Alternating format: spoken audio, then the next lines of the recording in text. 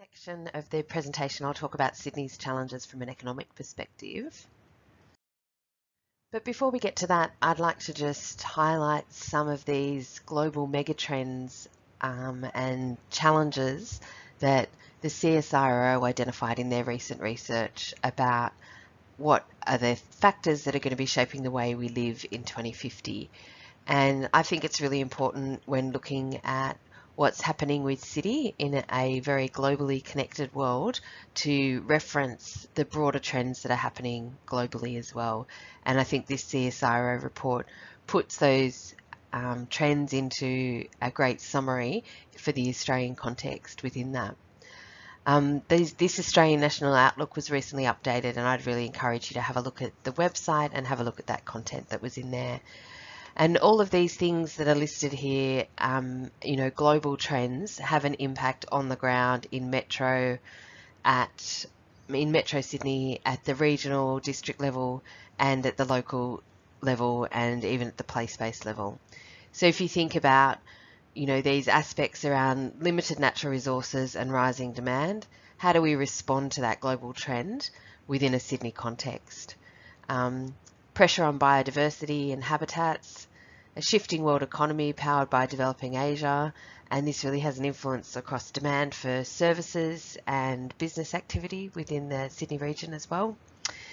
The fourth one is around an ageing population and healthcare expenditure, and we see that in the Sydney region, but we also see it very differently across different parts of Sydney. So if you look at the age profile of residents within different districts in Sydney, you get a much younger age profile in the suburbs on the edge fringes of the city where there's a lot of new housing developments, and a much older housing profile in some of the kind of inner areas, particularly around the inner north, which really reflects the profile of when those areas were originally developed as well.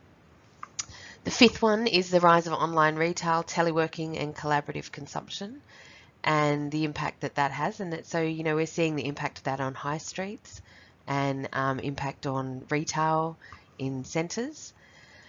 And the last one is rising consumer and societal demand for experiences over products. And, you see that play out again in our high streets and in different influences. So, I think these present some interesting challenges in how we think about the kind of broader economic trends, but also how those economic trends influence at a city scale, and also how they then influence land use and sustainability more broadly in place. So if we come back to Sydney's economic challenges, the three that I'll just talk to briefly in this presentation is around productivity, housing supply and affordability, and the idea of a divided city that has a big impact on Sydney as well. And before we get into that, it's valuable just to take a step back and look at Sydney's population growth. And a lot of the trends that I'll talk about are really closely linked to population growth and change. And you can see here this chart just goes to 2016, but we see similar patterns over the recent years of really recent high levels of population growth within the Sydney region, and a few kind of dips linked to really linked to the level of global economic activity and the attractiveness of Sydney as a place to work and the jobs available. What we often see is if there's a dip in Sydney's population, it's due to internal migration or migration into the Sydney region as well. So there's dynamics within Australia around that's influencing this chart. So this chart here shows the GDP by capital city and in regions across Australia. And what we can see from this chart is that Sydney really is Australia's premier global city. So Sydney's contribution to the Australian economy has increased significantly in the last 5 years and continued, on the back of the decline in the resource boom.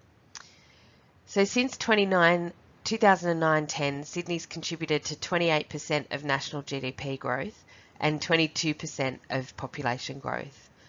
And it's consistently had the largest GDP of all Australian cities over this time. Sydney's strength has really come from its being at the hub of key sectors such as financial services, professional business services, digital services and media, and all these sectors are increasingly have international significance, meaning it's really attracts global talent and investment in the whole region. This chart just reinforces that with the annual growth rates by region. So you can see there again the dominance of the capital cities across the board. And, you know, it really is the cities in Australia that we're seeing that largest growth, apart from the locations where there's significant mining in regional WA and Northern Territory. So it comes back to that thinking that I talked about earlier about the role of the national government in economic activity linked to cities, that the federal government really should have a focus on cities because that's where the largest amount of GDP growth is actually occurring.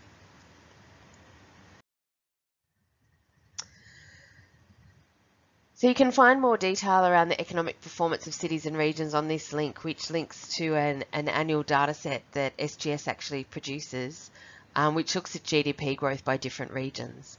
So typically the ABS just reports GDP at a state level, but this data really shows that there's significant spatial differences within each state that really require a different policy response within that. And so that brings us to the actual productivity challenge. And you can see here the changes in GDP growth over time in Sydney compared to Australia. It largely follows the same pattern, but you can see back in 2013, Sydney really overtook the Australian growth in GDP quite significantly over that period. And that contribution to growth really came from a range of different sectors and really changing the profile of the Sydney economy. So we saw significant growth in professional services, financial services sector, but the largest contribution of construction was the largest for 2 years running. So the link to housing construction and construction of transport and major infrastructure has really had a big influence across this.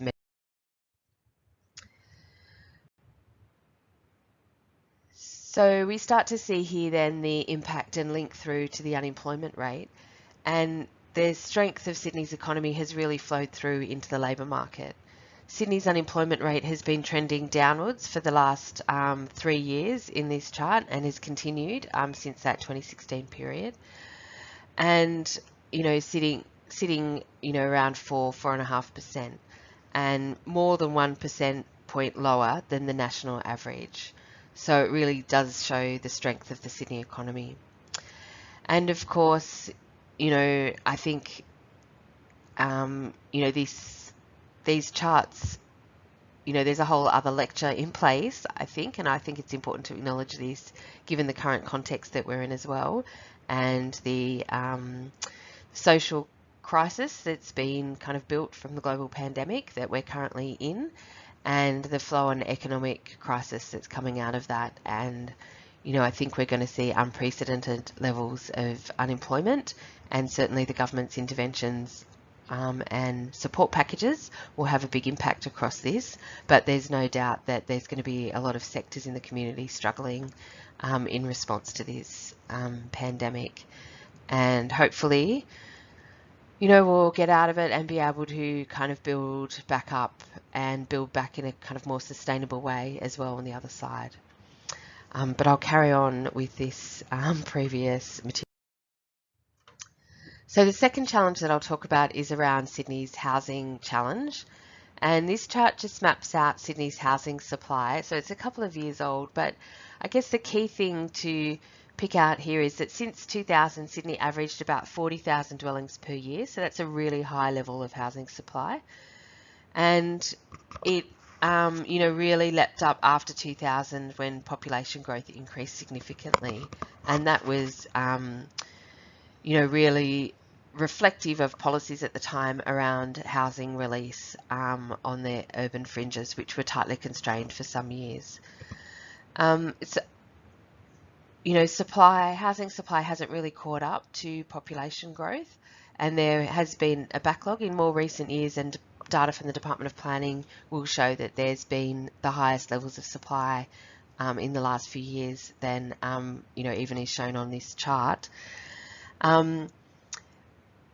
But, there really is a time lag between that population growth and the housing supply, and a real lag in provision of that greenfield supply that we saw.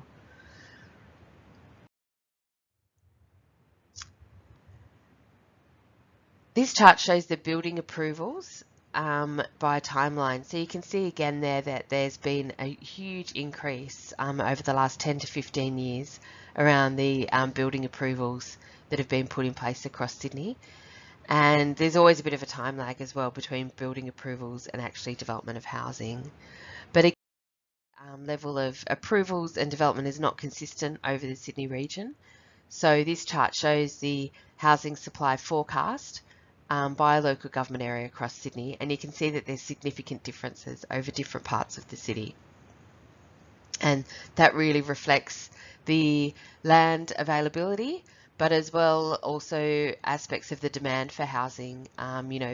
The areas close into the Sydney CBD where there's high demand for access to employment and high levels of amenity, as well as areas on the fringe which offer more affordable housing options and detached dwellings that have been released. So again, one of the key themes that I identified earlier, really looking at those spatial differences across the city.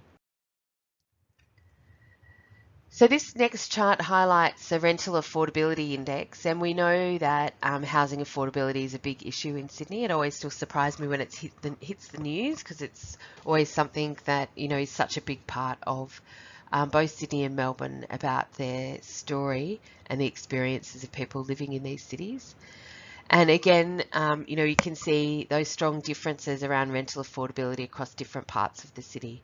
And this chart in this presentation is from 2016, but I've got a link there to the rental affordability index, which has the most current data available in a interactive website.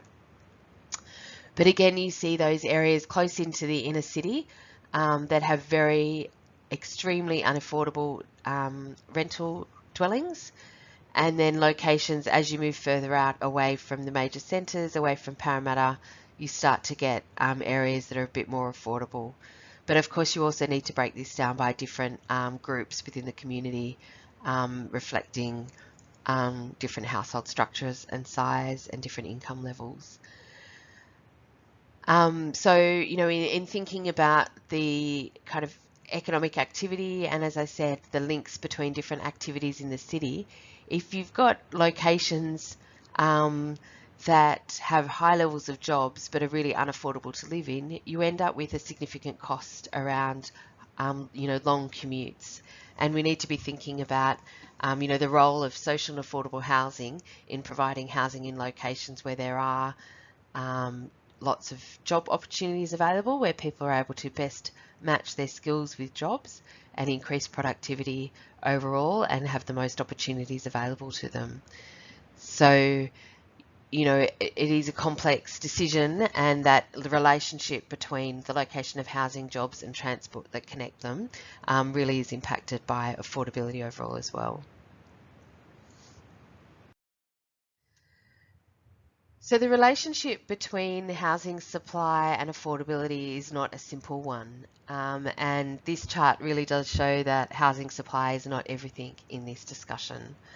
So this is a chart prepared by Peter Phipps from Sydney University, and it really highlights that rather than housing prices moderating as supply increases, they've relatively closely tracked new supply in Sydney in recent years.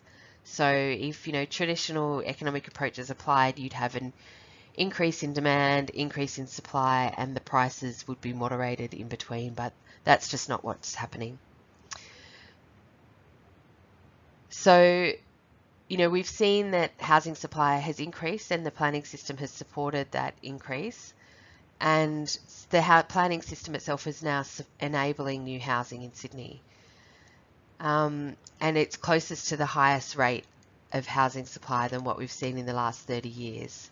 So it's certainly other things happening on in the housing market rather than just a lack of supply. And there are many reasons for this, and a few of them include, the primacy of Australia's capital cities, and the lack of options beyond Sydney and Melbourne. And then also another aspect is, Sydney's global city status and the high levels of demand for people and jobs and investment within global Sydney. It's also important to think about the new housing and development as just such a small component of the overall housing stock in Sydney. So any increase in supply is just a marginal impact on what houses are traded throughout the metro region. So the vast majority of houses that are bought and sold that's influencing the overall cost of housing is from existing stock. And that value then comes from the location and amenity that people are really looking for within Sydney. So those broader factors I talked about are a big influence there. So housing in Sydney is really becoming a speculative property investment and not really about a home for families. And there's a really strong case for governments to become lead providers around social and affordable housing to really address this productivity challenge.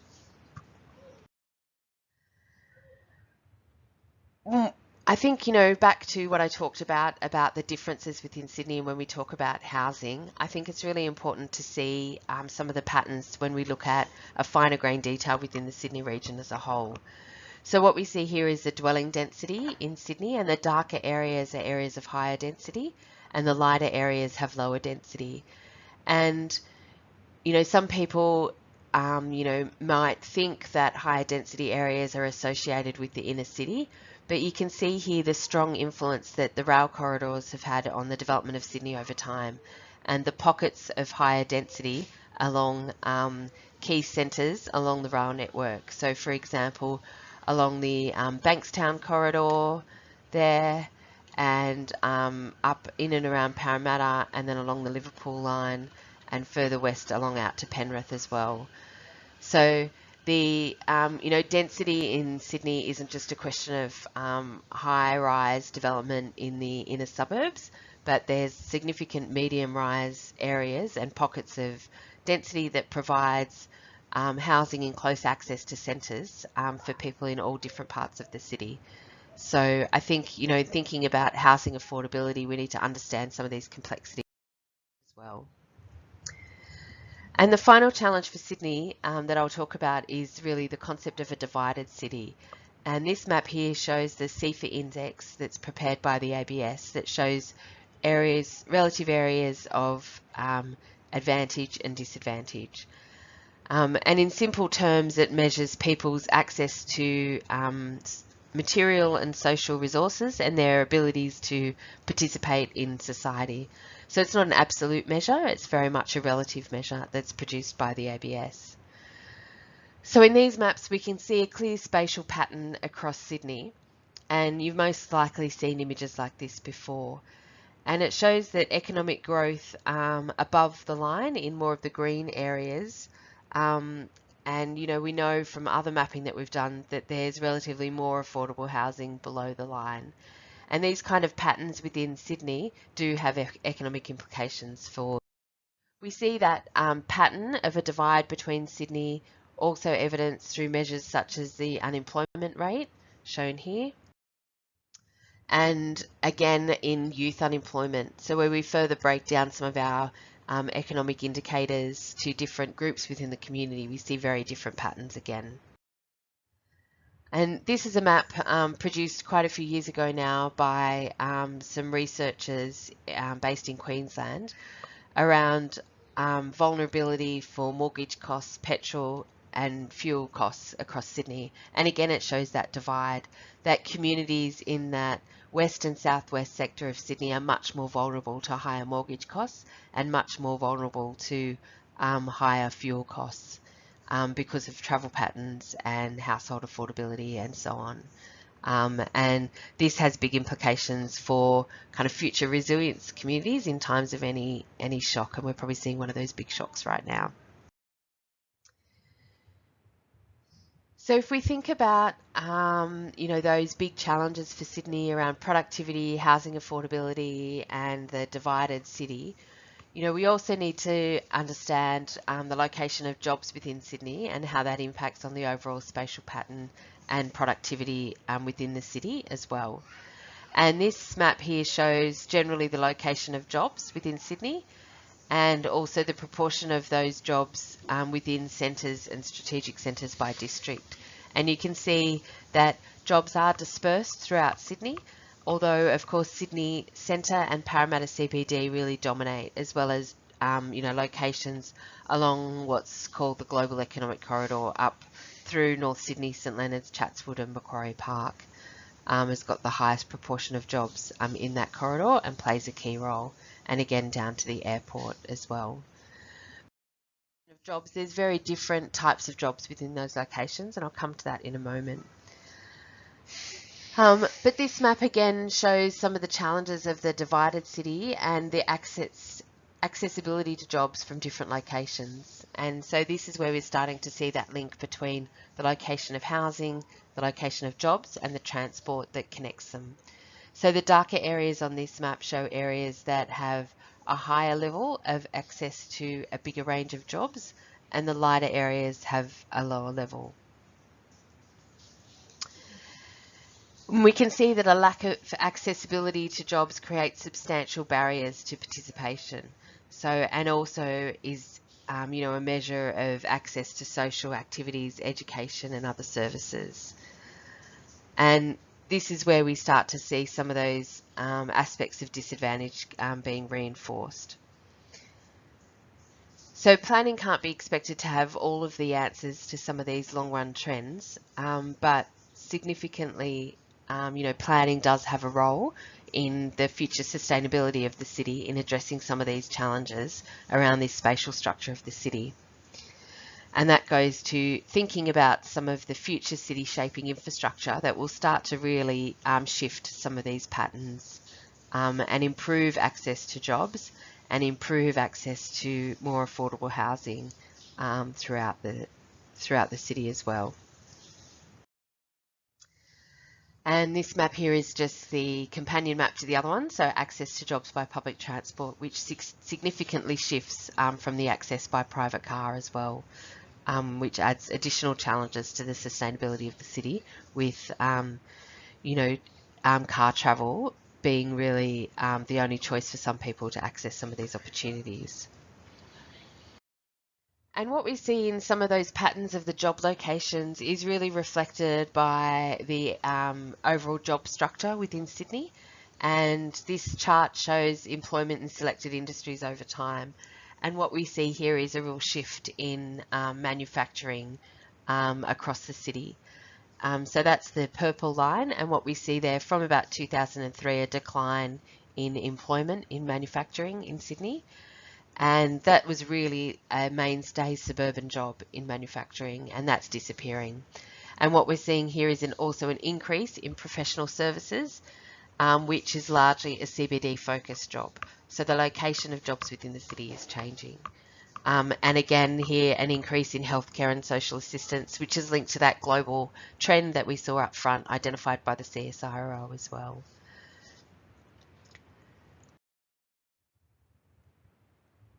This map here just really reflects a combination of those things and captures a measure of effective job density, which is looking at a combination of where jobs are located and transport accessibility. But again, you see some of those patterns we've been talking about. They're much more the areas in the inner city and around Parramatta, higher numbers of jobs, high levels of accessibility by public transport that have a greater level of effective job density, which means there's more jobs that people have a choice to, that they can best match their skills to, and that's where you're going to get that productivity boost from. So the final map that I'll talk to here is kind of how that plays out, some of those challenges around productivity, housing affordability and a divided city, and the patterns that we see across Sydney. So we start to see the eastern part of the city and the north-south corridors as really a globally connected network city. It's got our densest public transport networks, it's got the highest levels and variety of jobs within those locations, and provides kind of the biggest job choices, if you like, and also the most unaffordable locations. We see an area around the centre which is focused around Parramatta and some of the middle ring suburbs, and that's really an area that's linking to the networked city and really emerging as a much stronger city, providing a central CBD focus for the greater west of Sydney. And then with the existing infrastructure that's in place, what we're seeing is a third city, which captures Penrith, Blacktown, Liverpool, which is potentially disconnected. There's fewer high-value economic concentrations of jobs. There's much fewer density of public transport networks and access. And, this pattern is really what has strongly influenced the Greater Sydney Commission's 3 cities regional plan. And if you take a look at the details within that latest regional plan for Sydney, it's really addressing a lot of these 3 big challenges that I've talked about that Sydney's facing from an economic